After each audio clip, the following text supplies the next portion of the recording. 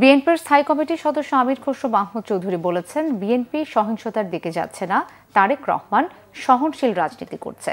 জাতীয় প্রেস ক্লাবে বাংলাদেশ মেডিকেল বিশ্ববিদ্যালয়ে আয়োজিত এক আলোচনা সভায় তিনি আরও বলেন, বিএনপি কোনো সহিংস রাজনীতি করতে চায় না।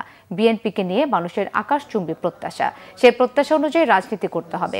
বিএনপির 31 দফার বিষয়গুলো সাধারণ মানুষের কাছে পৌঁছে দেওয়া হয়েছে। এখন জনগণ জানতে চায় বিএনপি তাদের জন্য কি করবে, কিভাবে বাস্তবায়ন করবে। তাই নেতাকর্মীদেরকে তারেক রহমানের বিশাল কর্মযজ্ঞ সাধারণ মানুষের কাছে পৌঁছে দেওয়ার পরামর্শ দেন আমির খসরু। বাংলাদেশের সংস্কারের বিষয়ে যত আলোচনা আছে, যে মৌলিক আলোচনা, সবকিছু কিন্তু 31 দফার মধ্যে আছে।